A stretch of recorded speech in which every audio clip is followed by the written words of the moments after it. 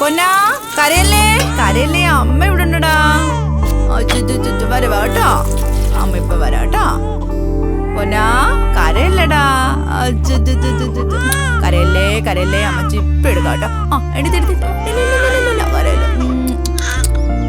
അതെ, കുഞ്ഞു വല്ലാതെ കിതയ്ക്കുന്നുണ്ട് ശ്വാസം എടുക്കുമ്പോ. അത് പിന്നെ എന്റെ മോനല്ലേ, സ്പീഡ് അല്പം കൂടും. 1-2 ദിവസമായിട്ട് നിർത്താതെ കരയുവാ. ഇപ്പൊ ചൂടുകൊണ്ട് ഒരു ഡോക്ടറെ കാണിക്കണമെന്ന് എത്ര തവണയായിട്ട് ഞാൻ നിങ്ങളോട് പറയുവാ.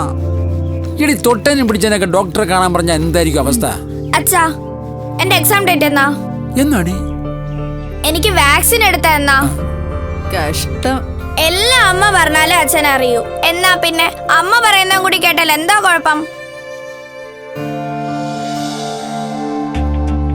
കുഞ്ഞിന്റെ ഓരോ ചലനവും മനസ്സിലാക്കുന്നവരല്ലേ നിങ്ങൾ അച്ഛനമ്മമാർ. പിന്നെന്താ കുഞ്ഞിന്റെ ശ്വാസത്തിന്റെ ബുദ്ധിമുട്ട് മനസ്സിലാക്കാത്തത്?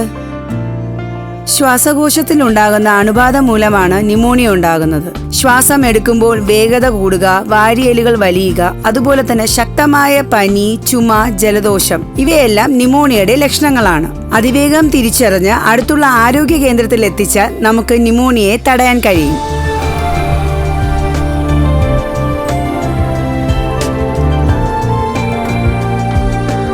ബാല്യകാലം ആരോഗ്യകരമാകാൻ ന്യൂമോണിയയെ തടയാം കരുതലോടെ.